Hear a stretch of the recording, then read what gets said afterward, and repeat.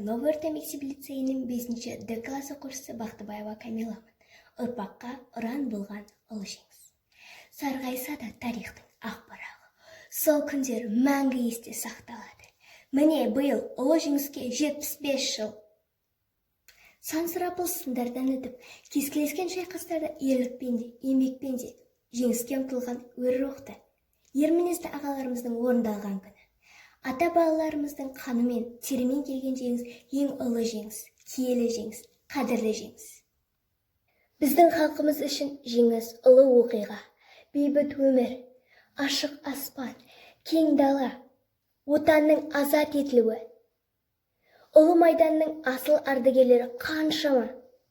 Тарихшыл отанын сүюдің шын үлгісін көрсеткен Бауыржан Момышұлы, Мәншүк Мәметова сынды ағап келеріміз бір төбе. Бейбітшілік сүйетін әлем үшін аса қадірлі мереке. Сол себепті де жеңіс мерекесі арамыздағы соғыс ардагерлеріне арналады.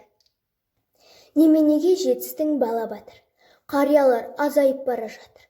Бірі мініп келместің кемесіне бірі күтіп әнекей жағада тұр деп Мұқағали Мақатаев жырлағандай, осы бір айтулы мереке 75 жылдыққа аман есен жетіп, ұлы тойға куә болып отырған қария ардагерлеріміздің саны жыл сайын қатары сиреп бара жатқаны көңілге мұң ұялатады.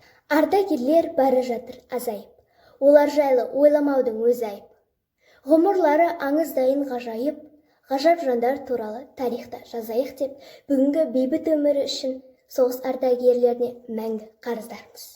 Ұлы жеңістің қандай қиыншылықпен келгенін ешбір азамат ұмытпай, соғыс тарихын ұрпақтан ұрпаққа естелік ретінде қалдыратыны сөзсіз. Азаттықтың ақ таңда өмір сүріп жатқанымыз соғыстың жеңіспен аяқталуы. Онай берген ата-әжелеріміздің ерен еңбегі деп білемін. Ардагерлерге қандай сый құрмет көрсетсек те артық етпейді. Соғыс ардагерлеріне мың алғыс білдіріп, бейбіт күнде дендеріне саулық, өмір жастары ұзақ болғай дегім келеді. Ардагер мақтаным, абырой артқаным, алдымда жүре бер қаттанып.